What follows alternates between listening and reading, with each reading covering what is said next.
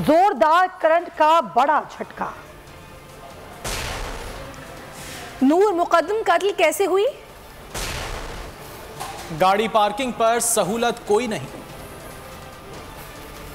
लेकिन यहां पर आपको बड़ी खबर देंगे, बल्कि बुरी खबर देंगे बिजली सार्फिन के लिए, जिसमें बिजली ₹2.52 फी यूनिट महंगी कर दी गई है। सार्फिन से 35 अरब रुपए इजाफी वसूल किए जाएंगे। आपको बता रहे हैं एक बार फिर हुकूमत ने बिजली महंगी कर दी है और बिजली अब ₹2.52 फी यूनिट महंगी कर दी गई है। इसका इतलाक फौरी होगा। सार्फिन से 35 अरब रुपए इजाफी वसूल किए जाएंगे। महंगाई के मारे आवाम को बिजली का झटका, फी यूनिट ₹2.52 महंगी कर दी। नेपरा ने नोटिफिकेशन जारी कर दिया। नेपरा के मुताबिक बिजली सितंबर के माहाना फ्यूल एडजस्टमेंट की मद में महंगी की गई है। इजाफा नवंबर 2021 के बिलों में वसूल किया जाएगा। बिजली महंगी करने से सार्फिन को अरबों रुपए का सालाना बोझ बर्दाश्त करना पड़ेगा। इजाफे का इतलाक के इलेक्ट्रिक लाइफ लाइन सार्फिन पर नहीं होगा। एक तरफ नेपरा ने बिजली महंगी की तो दूसरी तरफ सर्दियों के लिए बिजली सस्ती करने के हुकूमती पैकेज का नोटिफिकेशन जारी कर दिया गया। रियायती पैकेज का इतलाक 1 नवंबर 2021 से 28 फरवरी 2022 तक होगा। घरेलू, कमर्शियल, सनती सार्फिन के लिए 12.96 रुपए फी यूनिट होगा। बिजली के इजाफी इस्तेमाल पर सेमाही एडजस्टमेंट का इतलाक नहीं होगा। नेपरा ने गुज़श्ता हफ्ते हुकूमती रियायती पैकेज की मंजूरी दी थी।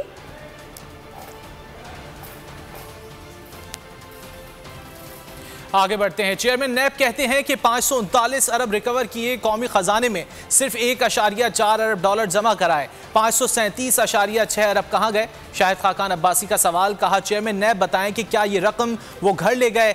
केस तो अब चेयरमैन नैब पर बनेगा। चेयरमैन नैब गैर जानिबदार हैं तो हुकूमत पर महंगी LNG का केस बनाएं। चीनी 75 रुपए किलो थी तो कमीशन बना, आज 150 रुपए किलो हो गई है। महंगाई काबीना और नैब में बैठे चोरों की वजह से हो रही है।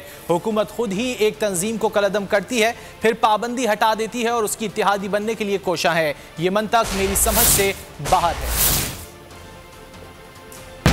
मेरा सवाल चेयरमैन नैब से होगा, एक दिन केस बनेगा और आपसे पूछा जाएगा कि आपने कहा है कि मैंने 539 अरब कमाए हैं, जमा आपने 104 अरब दिया है, तो ये 537.6 अरब रुपया जो है ये आप घर ले गए। ये कहाँ पर है ये पैसा? और ये बात मिनिस्ट्री ऑफ फाइनेंस के एडिशनल सेक्रेटरी भी नहीं गई। उसने कहा जी हमें नहीं पता है पैसा कहाँ गया। हमारे पास 1.4 अरब आया है, $70 अरब फी शिफ्ट नुकसान हो रहा है मुल्क का। तो फिर कहते हैं महंगाई बैनुल-अक़वामी वजूहात से होती है।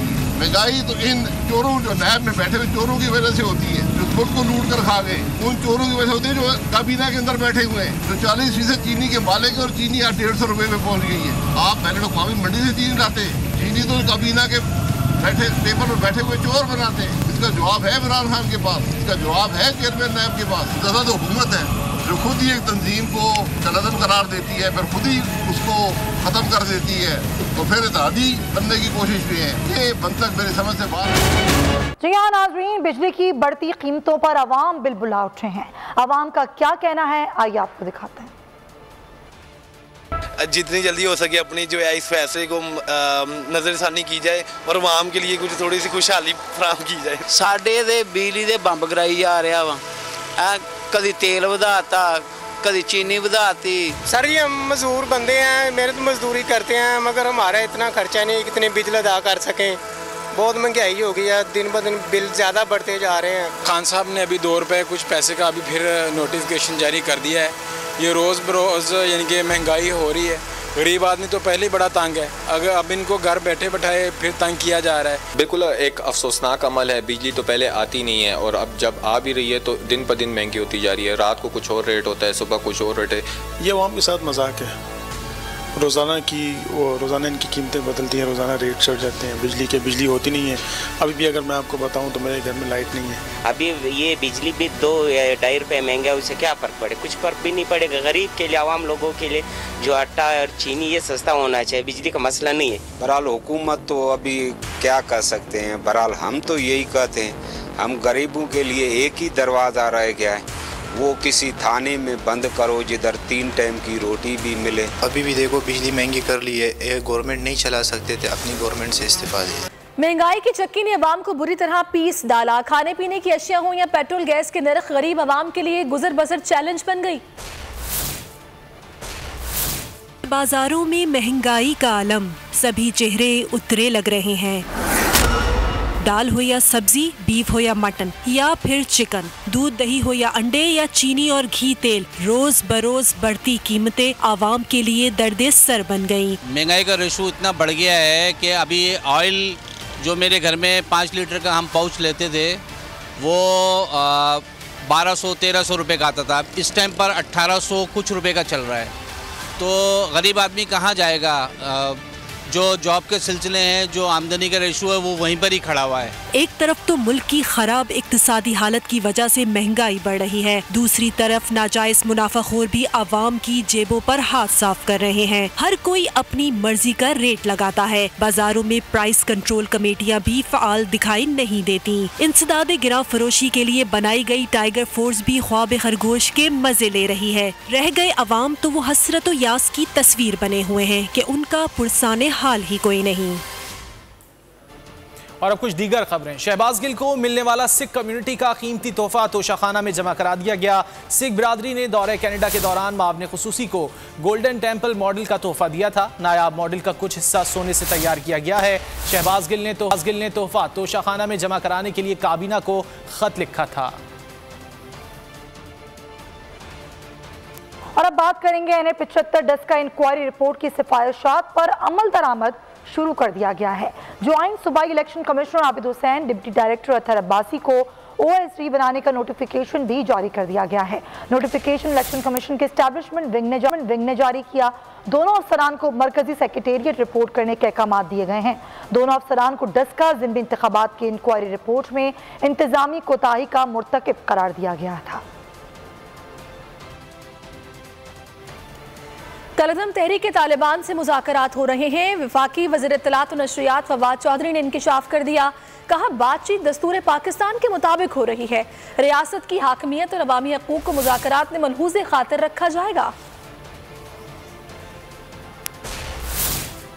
कदम TTP से मुज़ाकरात क्यों किए जा रहे हैं? बिलावल भुट्टो जरदारी हुकूमत पर बरस पड़े। कहा, सदर और वज़ीर आज़म कौन होते हैं कि वो पार्लियामान को एतमाद में लिए बगैर अपने तौर पर आर्मी पब्लिक स्कूल के बच्चों, कौमी क़यादत और फौजी जवानों को शहीद करने वाली तहरीक तालिबान पाकिस्तान से मुज़ाकरात की भीख मांगे। मुज़ाकरात की बात हो या TLP का मुआहदा की बात हो, ये सारे इश्यूज यूनिलैटरल डिसीजंस नहीं हो सकते हैं। पार्लियामान, नेशनल असेंबली, सेनेट के अप्रूवल के बगैर इन पे कोई पॉलिसी नहीं बन सकता। और जो भी पॉलिसी पार्लियामान के अप्रूवल के बगैर बनेगा उसका कोई लेजिटिमेसी नहीं होगा और वो कामयाब नहीं होगा। जहाँ तक वज़ीर आज़म, सदर पाकिस्तान और वज़ीर ख़ारजा के बयानबाजी हैं TTP से मुज़ाकरात करने पे, उस पर मैंने पहले भी तनकीद की, आज भी तनकीद करूँगा कि जहाँ किसी को ऑन बोर्ड नहीं लिया गया, कोई कंसेंसस पैदा नहीं हुआ, तो कौन होता है सदर पाकिस्तान कि वो भीख मांगते हुए तालिबान, तहरीक तालिबान पाकिस्तान, जिसने हमारे फौजी सिपाहियों को शहीद किए, हमारे कौमी क़यादत को शहीद किए, हमारे APS के बच्चे को शहीद किए, ये कौन होते हैं कि अपने तौर पे ये फैसला करना किसी से एंगेज। खबरों में आगे देखिए, नूर मुकद्दम का कत्ल कैसे हुआ। अहम खबर आपको देंगे कि पार्लियामेंट का मुश्तरका इजलास 11 नवंबर को तलब कर लिया गया है। वज़ीर आज़म की ज़ेर सदारत वफाकी काबीना का इजलास खत्म हो गया। मुश्तरका इजलास बुलाए जाने से मुतालिक अपनी मुशावरत भी की गई है। मज़ीद सूरत हाल जानेंगे इसी वजह शहबाज अहमद से। शहबाज, क्या क्या डिस्कस हुआ है काबीना के इजलास में? जी देखिए, वज़ीर आज़म इमरान खान की ज़ेर सदारत वफाकी काबीना का अहम इजलास खत्म हो गया है। कुछ 13 मिनटाती एजेंडा था जो काबीना में डिस्कस है, लेकिन सबसे इम्पोर्टेंट जो है वो मुश्तरका इजलास बुलाने का फैसला आज काबीना इजलास में किया गया कि पार्लियामेंट का मुश्तरका इजलास जो है वो 11 नवंबर को तलब कर लिया गया है। बाबर अवान ने इजलास में ब्रीफिंग दी और बाबर अवान इजलास में तारीखी कानून साजी करने जा रहे हैं। इंतखाबी इस्लाहात, लॉ रिफॉर्म, इलेक्ट्रॉनिक वोटिंग, इस्लाहात और कुलभूषण जाधव केस के मुतालिक कानून साजी जो है वो करवाई जाएगी। इसमें काबीना इजलास में मुशावरत की और सरकार इजलास बनाने की पूरी हिदायत जारी भी कर दी गई है, जिसमें समरी जो है सदर मुमलिकत को अर्साल कर दी गई। उसके अलावा काबीना इजलास में मुल्की मौजूद सूरत हाल है उस पर जो है वो गुफ्तगू की गई और साथ साथ वज़ीर-ए-आज़म इमरान खान ने कहा कि जो इलेक्शन रिफॉर्म्स हैं उससे मुतालिक जो है वो कल इत्तेहादियों का एतमाद में लिया जाएगा और कुल जो 13 निकाती एजेंडा था उसमें मुताबिक काबीना मंजूरी हुई। लेकिन बड़ी खबर यह है कि आज भी मंजूरी दे दी गई और 11 नवंबर को काबीना का मुश्तरका जो पार्लियामेंट का मुश्तरका इजलास है वो तलब कर लिया गया। ठीक है शहबाज, बहुत शुक्रिया। अहम खबर आपके साथ शेयर करेंगे। कराची में नाजिम जोकियो कत्ल केस में मजीद गिरफ्तारियां, पुलिस ने मजीद 3 अफराद को गिरफ्तार कर लिया।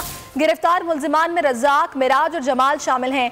गिरफ्तार मुलजिमान की तादाद 6 हो गई। मकतूल के घर से CCTV DVR मिल गया और DVR फॉरेंसिक के लिए भेज दिया गया है। तफ्तीशी हुकाम के मुताबिक इस केस में अहम पेशरफ्त हुई है। मजीद 3 गिरफ्तारियां हुई हैं। गिरफ्तार मुलजिमान में रज़ाक, मिराज और जमाल शामिल हैं।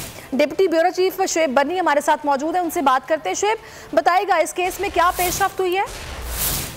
जी देखिए, कराची में नाजिम जोकियो का जो कत्ल का केस है, इस केस में तफ्तीशी पुलिस की जानिब से तफ्तीश का सिलसिला जारी है।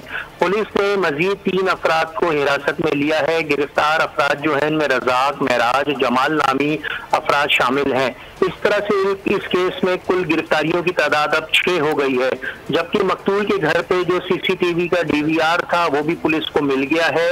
CCTV के DVR को फॉरेंसिक के लिए भेज दिया गया है, जिसके बाद CCTV फुटेज की मदद से इस केस में मजीद जो शवाहिद है वो सामने आने की गई है। तफ्तीशी पुलिस हुकाम की जानिब से इस केस में तफ्तीश की जा रही है, जबकि मुलजिमान का कॉल डाटा रिकॉर्ड भी हासिल किया गया और उनके मोबाइल फोन की लोकेशन भी हासिल की गई है, जिसकी मदद से तफ्तीश का सिलसिला आगे की जानिब बढ़ाया जा रहा है। जी बहुत शुक्रिया शुएब बर्नी। सब्सक्राइब करें और बेल दबाएं ताकि कोई खबर रह न जाए।